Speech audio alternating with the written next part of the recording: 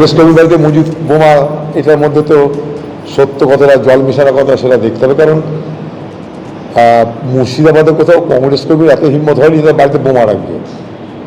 স্বাভাবিক এটা আষাঢ়ে গল্প মনে হচ্ছে আমার কাছে। 3 দিন পরেই প্রথম দফার ভোট। এরই মধ্যে মুর্শিদাবাদের ফারাক্কায় বোমা বিস্ফোরণ। কংগ্রেস কর্মীর বাড়ির ছাদে এই বিস্ফোরণ হয়। বিস্ফোরণের ফলে ভেঙে যায় কংগ্রেস কর্মীর বাড়ির ছাদের দেওয়াল।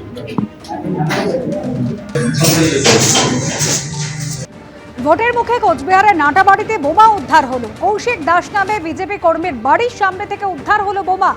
বিজেপি কর্মীর বাড়ির সামনে বোমা ফেলে রাখার অভিযোগ তৃণমূলের বিরুদ্ধে। খবর পেয়ে পুলিশ এসে বোমা উদ্ধার করে। ভয় দেখাতেই এই কাজ করেছে তৃণমূল, দাবি কৌশিক দাসের, যদি অভিযোগ অস্বীকার তৃণমূলের। বর্ধমানের নবাবগঞ্জে নার্সিংহোমে বিধ্বংসী আগুন। 19 নম্বর জাতীয় সড়কের ধারে নার্সিংহোমে আগুন লাগে। আগুন নেভাতে গিয়ে অসুস্থ এক দমকল কর্মী।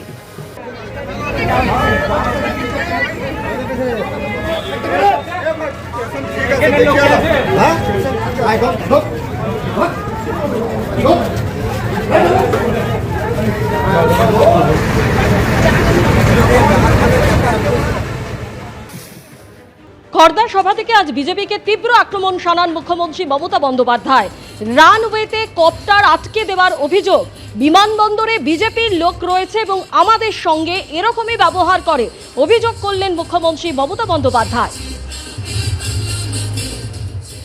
আমার আসতে দেরি হয়েছে, তার অনেক কারণ আছে। আমি বেরিয়েছি অনেকক্ষণ।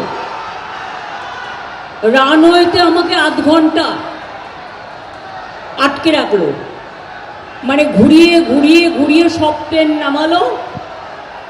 কালকে হেমন্ত সোরেনের প্লেনও 40 মিনিট আটকে রেখে দিয়েছিল, ফ্লাইট, হেলিকপ্টার। এরা আমাদের সাথে এরকমই ব্যবহার করছে।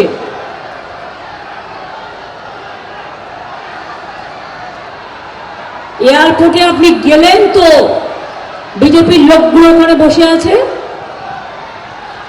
লোকের অ্যাক্সিডেন্ট হলে দেখে না। আর যত আমাদের দেরি করতে পারে, পারমিশন দিতে দেরি করে, মাঠে পারমিশন দিতে দেরি করে, এখানে কারা সব এসে বসে আছে বিজেপির লোকজন দায়িত্বে। আমি এরকম দেখিনি কখনো। বিজেপি পরিবার দেখে দেখে লোক দায়িত্বে এনেছে, এবং যারা অনেক কষ্ট করে এই মিটিংয়ের পারমিশন করা হয়েছে, জেনে রাখবেন।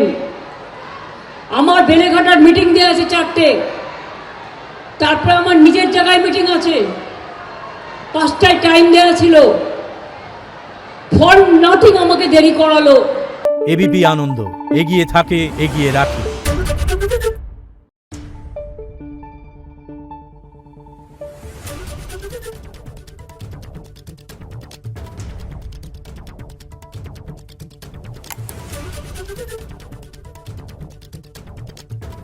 Thank you.